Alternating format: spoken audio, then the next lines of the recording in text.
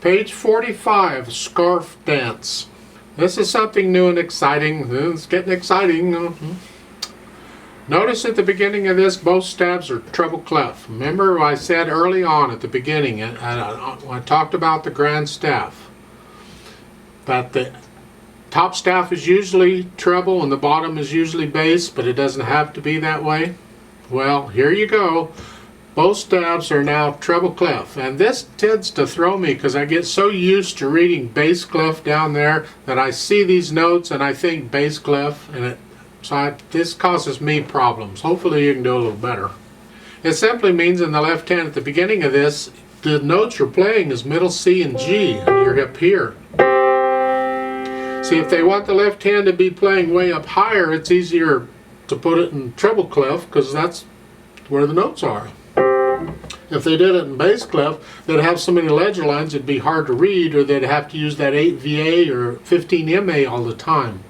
It's just simpler to put it in treble clef, and that's what they do. This whole piece, the left hand, is in treble clef. It's way up here and in this position. Other than that, it's not too hard because you're only playing these notes throughout the whole piece. Third line is just the G by itself. Nothing, but it exposes you to this idea of, oh, it's treble clef. The right hand, you're starting with a C up here, so you're up here. Now, 3/4 time, we're only counting to 3. In the right hand, it's 1, 2, 3. 1, 2, 3. Watch the E flats. Yes, they're both E flats. And the next line, it's an F. 1, 2, 3. 1, 2, 3.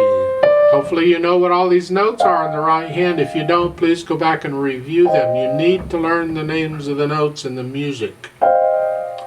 That's pretty much the piece. Now at the end of the second line, there's a repeat sign, so you're going to repeat back to the beginning. You play those 2 lines again. And the bottom 2 lines, you'll see a repeat sign at the end of it. Well, there's a reverse repeat sign at the beginning of the 3rd line. So when you repeat at the bottom, you only go to the reverse repeat sign. You don't go beyond that. So we're going to play the second 2 lines twice. They have a note there, repeat from measure 9, playing softly. They don't need that note. It's already in the music. The reverse repeat sign tells you that's where you go back to. And the F-P in the 3rd line, you see that? That tells you the first time you play it loud, the second time you play it soft. So they don't need the note at the end, and they don't need that on repeat. That's not part of it. You're not going to see that forever. All you're going to see is that F-P thing.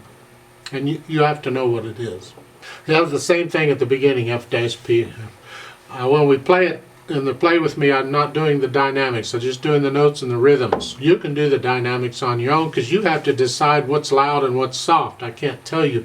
It's different for different places and different situations, so you'll have to decide that.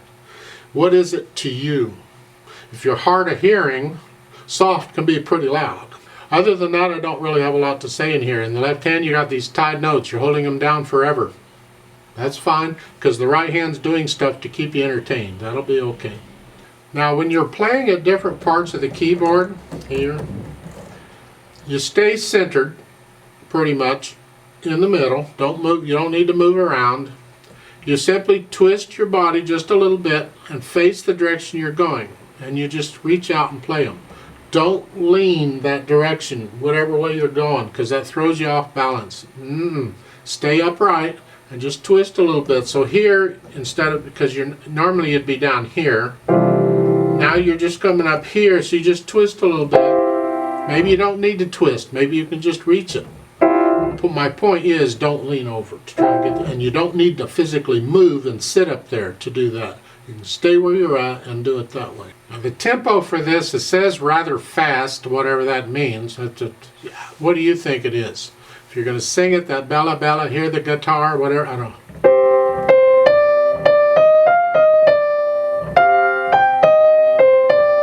That's how I think it might go, but you want a different speed, that's okay, you try it at your speed.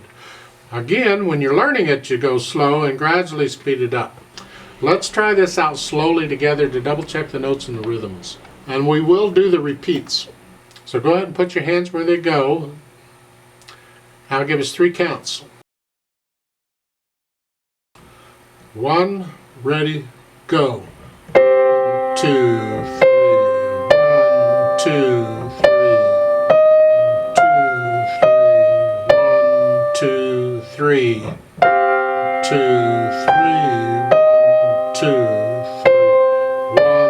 2, 3, 1, 2, repeat. 2, 1, 2, 3, 1, 2, 3, 2, 2, 1, 2, 3, 1, 2, 3, 2, 1, 2, 3,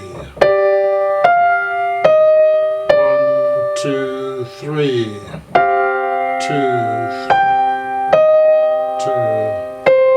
1, 2, 3, 1, 2, repeat. 2, 2, 3, 1, 2, 3, 2, 2, 1, 2, 3, 1, 2, 3, off.